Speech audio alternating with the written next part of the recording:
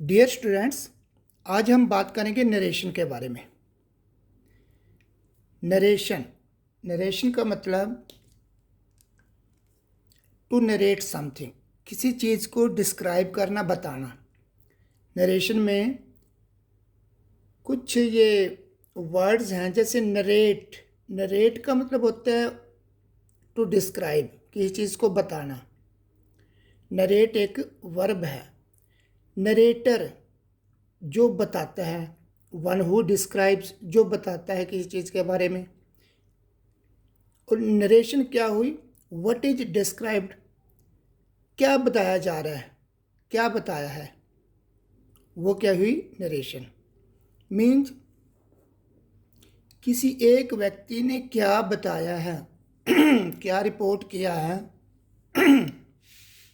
उसको हम बोलते हैं नरेशन।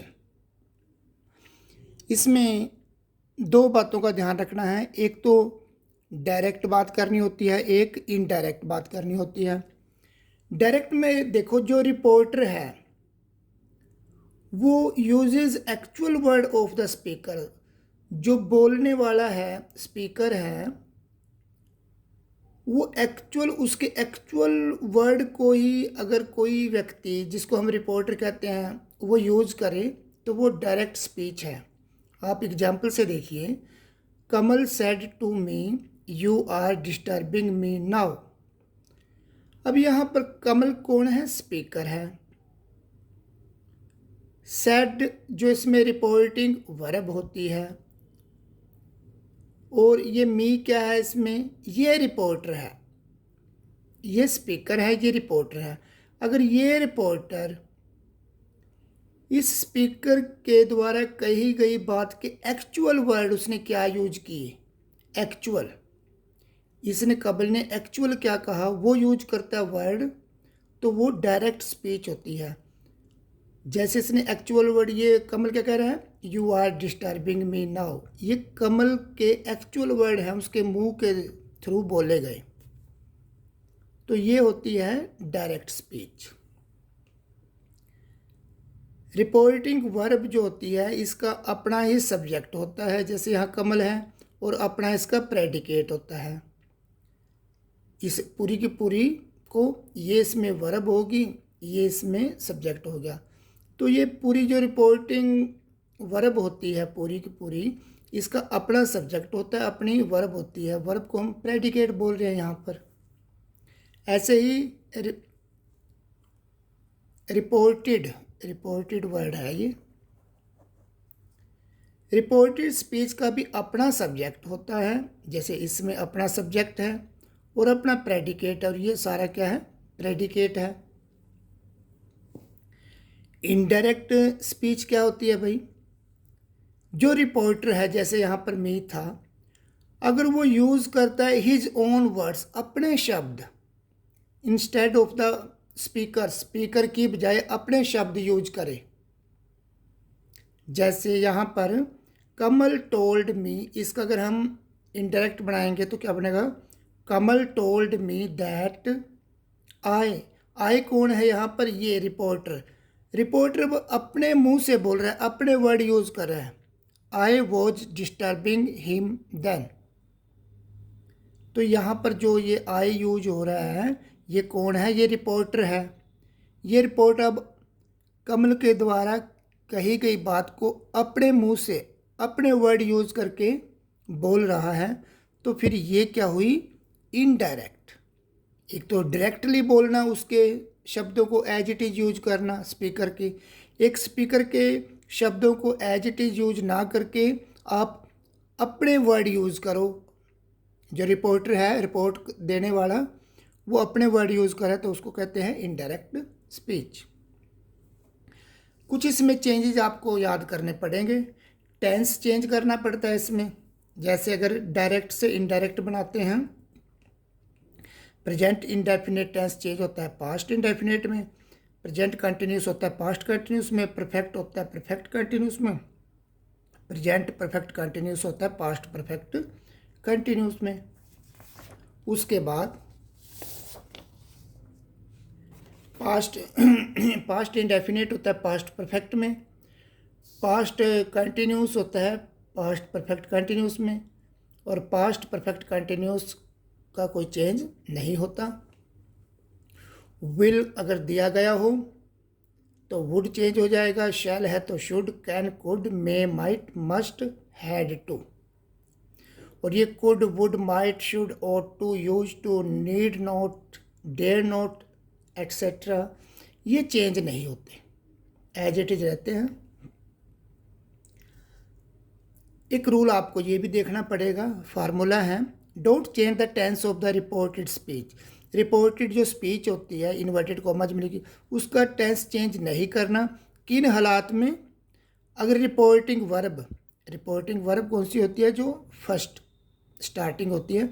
अगर रिपोर्टिंग वर्ब प्रेजेंट टेंस में हो या फ्यूचर टेंस में हो तो हम रिपोर्टेड स्पीच का टेंस चेंज नहीं करते।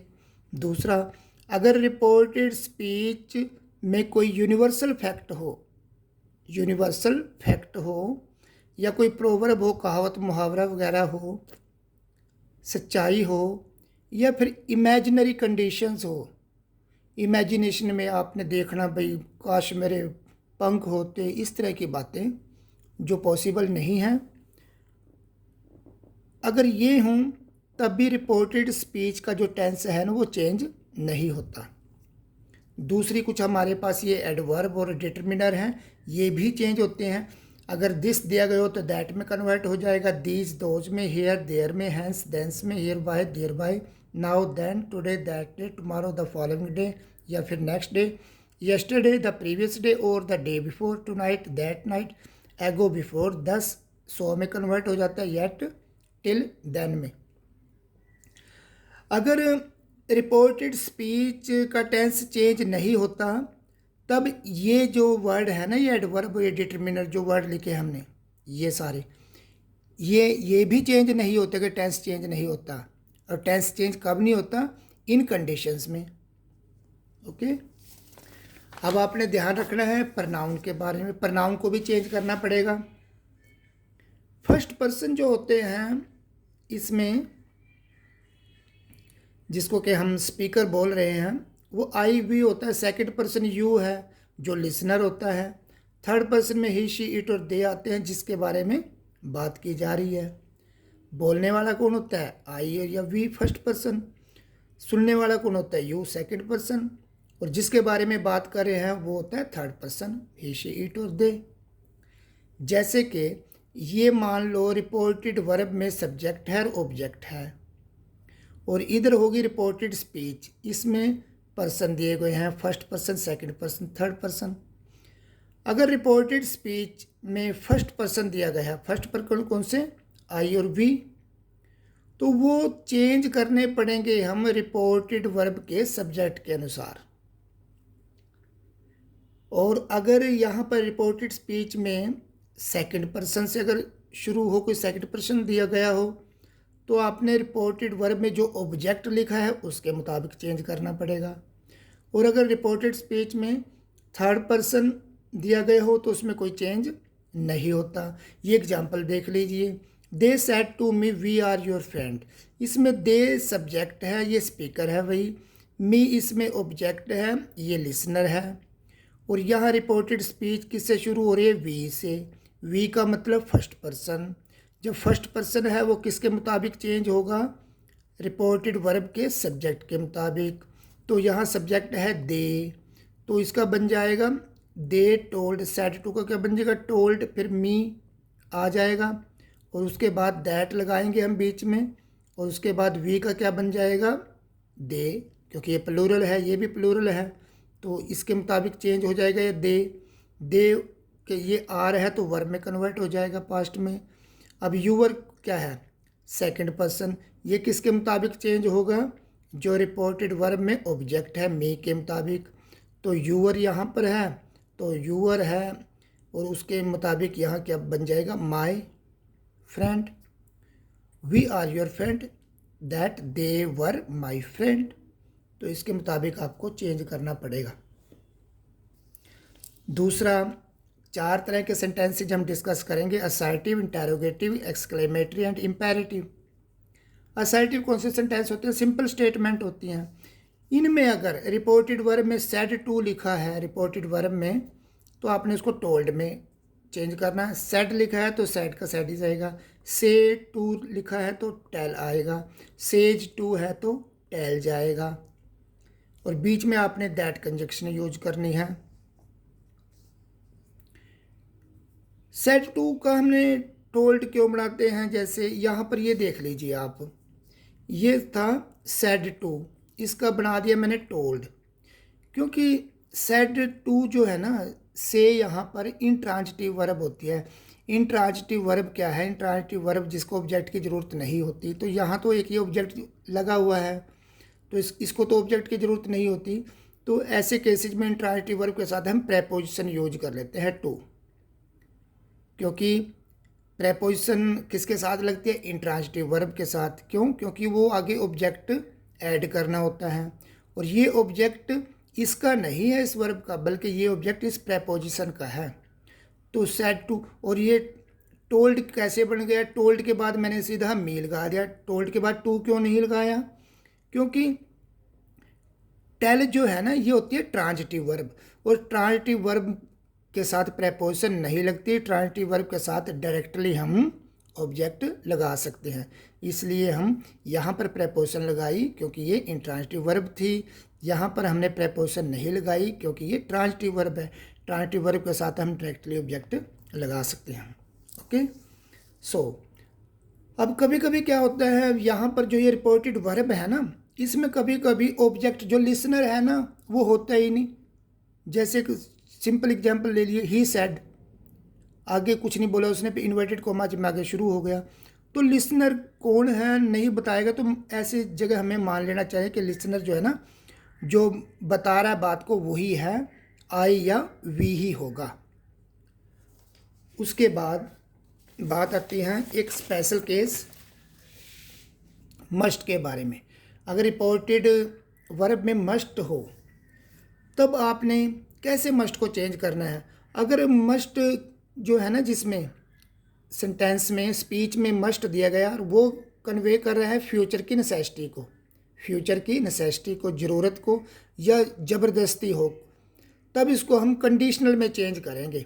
जैसे यहाँ पर आई मस्ट लीव टुमारो का मस्ट का हमने वुड होती है हमारी, वुड हैव, कंडीशंस होती हैं, ये कंडीशनल होती हैं, जो 3 कंडीशन होती हैं इफ़ वाली, तो उसमें चेंज करेंगे हम।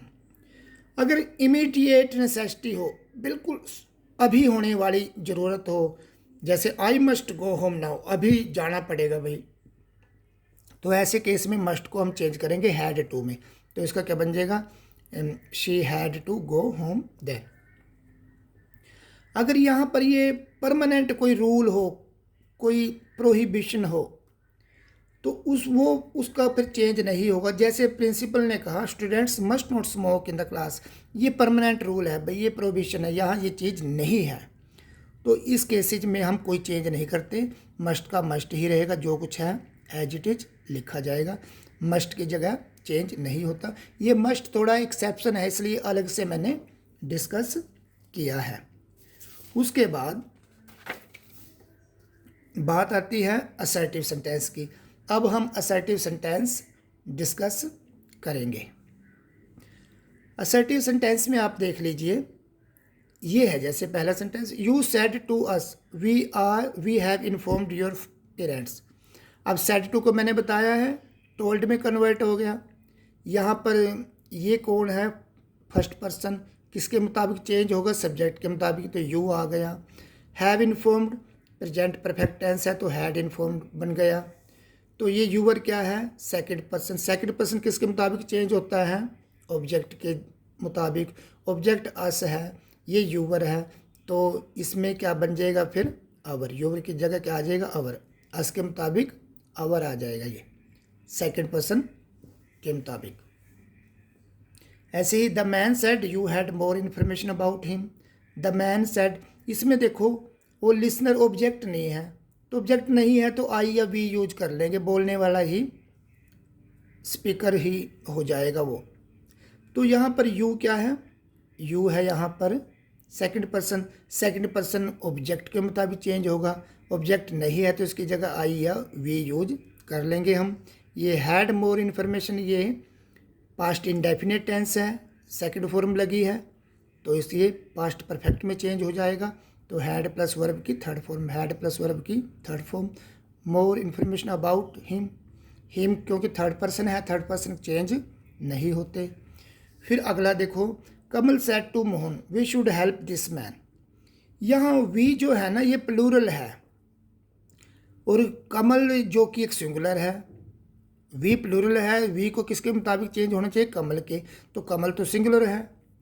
अब एक रूल होता है कि जब प्रनाउन चेंज करते हैं ना उसका केवल पर्सन ही चेंज करते हैं हम, नंबर कितने हैं, कम ज़्यादा या जेंडर क्या है वो चेंज नहीं करते, केवल पर्सन ही चेंज होता है, फर्स्ट पर्सन सेकंड पर्सन ऐसे। तो इसके मुताबिक देखो आप, यहाँ वी जो प्लूरल प्रनाउन है इसका हमने पर्सन चेंज करना है, किसके मुताबिक, कमल के मुताबिक। इसका हमने पर्सन चेंज करना है कमल के मुताबिक। कमल थर्ड पर्सन है, तो थर्ड पर्सन का हमने, क्योंकि वी प्लूरल है तो प्लूरल ही चाहिए। थर्ड पर्सन का प्लूरल क्या होता है, प्लूरल प्रनाउन थर्ड पर्सन का यूज करते हैं हम दे, तो हमने क्या यूज किया फिर यहाँ पर दे। कमल टोल्ड सेड टू मोहन, यहाँ पर आप टोल्ड लिख लीजिए, टोल्ड मोहन दैट, यहाँ पर दे लगाया, दे शुड हेल्प, दिस का बन जाएगा दैट मैन। और ये कॉमन सेंस भी है, देखो इस सेंटेंस में कमल स्पीकर जो है वो उसको अपने लिए आई यूज करना चाहिए था, तो वी यूज क्यों किया उसने, क्योंकि वो अपने साथ साथ अपने दोस्त मोहन की भी बात कर रहे हैं ना, इसलिए वी यूज किया। अब दोनों के लिए ही तो हम यूज नहीं कर सकते, इसलिए हम दे यूज कर रहे हैं, ये कॉमन सेंस भी है इसमें। और उसके बाद आता है एक सेंटेंस, ये डिफरेंट सेंटेंस है असर्टिव में ही। Kamal said to me we should help this man, इसका बन जाएगा Kamal told me that we should help that man. We क्यों आया, देखो भाई ये जो होते हैं ना पर्सन्स, अब इसमें ये देखो अगर सेकंड पर्सन थर्ड पर्सन और फर्स्ट पर्सन दिए गए हों तो प्रनाउन हमें फर्स्ट पर्सन के हिसाब से ही लगाना चाहिए। अगर ये तीनों चीज़ें दी गई हो ना, सेकंड पर्सन भी हो, थर्ड पर्सन भी और फर्स्ट पर्सन भी, तो हमें वी यूज करना चाहिए फर्स्ट पर्सन के हिसाब से। अगर सेकंड पर्सन दिया गए हो और थर्ड पर्सन दिए गए हो तो इसमें फर्स्ट पर्सन तो है नहीं, तो हमें फिर सेकंड पर्सन के मुताबिक यूज करना चाहिए यू।